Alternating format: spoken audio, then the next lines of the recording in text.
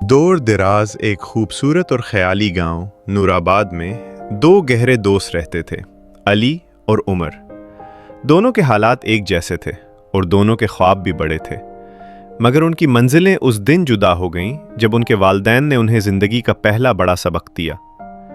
ایک صبح گاؤں کے پرانے برگد کے پیڑ کے نیچے علی کے والد نے اسے 5,000 روپے تھماتے ہوئے کہا، بیٹا، یہ تمہاری جمع پونجی ہے، اسے سینت سینت کر رکھنا، کیونکہ بچایا ہوا ایک ایک پیسہ ہی اصل دولت ہے۔ دوسری طرف عمر کے والد نے اسے اتنی ہی رقم دی، مگر نصیحت مختلف تھی۔ عمر، پیسہ بہتے پانی کی مانند ہے، اگر اسے روک دو گے تو یہ سڑ جائے گا، لیکن اگر اسے زمینوں کی طرف موڑ دو گے تو یہ ہریالی لائے گا، اسے بڑھنے کا موقع دینا۔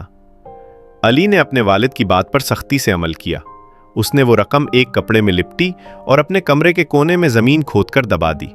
وہ ہر روز سخت مزدوری کرتا اور جو چند سکے بچتے انہیں بھی اسی گھڑے کی نظر کر دیتا۔ اسے سکون تھا کہ اس کی دولت محفوظ ہے، لیکن عمر نے خطرہ مول لیا۔ اس نے ان پیسوں سے 2 تندرست بکریاں خریدی۔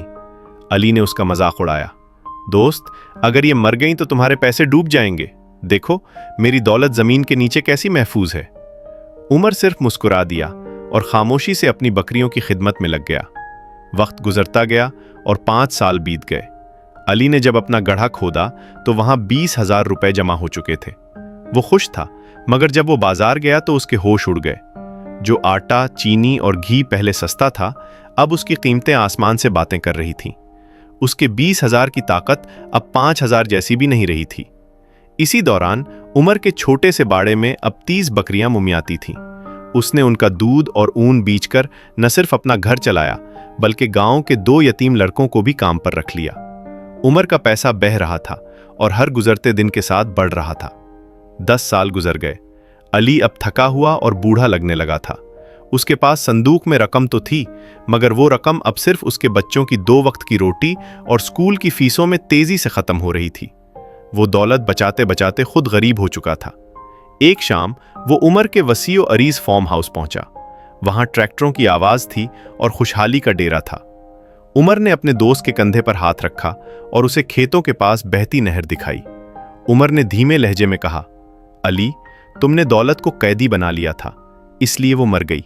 میں نے اسے آزاد چھوڑ دیا تاکہ وہ کام کر سکے۔ یاد رکھو، پیسہ بچانا اچھی بات ہے، مگر اسے کام پر لگانا ہی اصل برکت ہے۔